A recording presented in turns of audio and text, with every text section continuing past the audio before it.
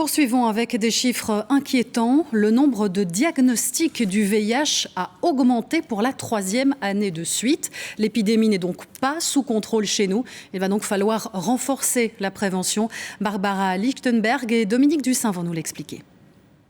On le croyait rangé au rayon des mauvais souvenirs, mais le virus du sida n'a malheureusement pas disparu. Et l'an dernier, le nombre de personnes infectées a augmenté dans notre pays. Ça fait 3 années de suite qu'on voit une augmentation du nombre de VIH.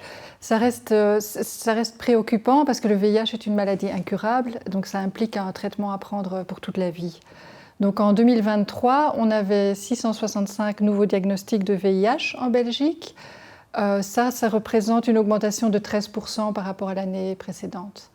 Les contaminations sont en hausse, à la fois dans la communauté homosexuelle et chez les hétéros.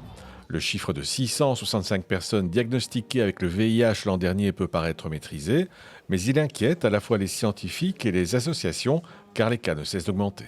C'est inquiétant de voir que depuis 3 ans, la courbe des contaminations au VIH repart à la hausse, alors qu'on avait réussi pendant une dizaine d'années à diminuer les cas d'infection. Donc ça nous inquiète, mais ça ne nous étonne pas particulièrement, puisque sur le terrain, on voyait quand même des indicateurs comme quoi l'information par rapport au VIH était moindre qu'auparavant. Le problème est que le sida ne fait plus peur, ou en tout cas moins peur, depuis qu'il existe des traitements qui permettent aux personnes contaminées de vivre normalement et qu'on ne meurt plus du sida chez nous.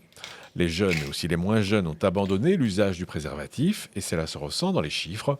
Or, le VIH n'est pas devenu un virus banal. Ça reste quand même une maladie qui est loin d'être anodine, et donc croire que le VIH est une maladie très facile à gérer au quotidien et qu'on ne doit plus se protéger, ça c'est une erreur. Je pense qu'il faut vraiment continuer à se protéger. Les chiffres au niveau européen pour 2023 n'ont pas encore été publiés, mais ils devraient eux aussi être à la hausse.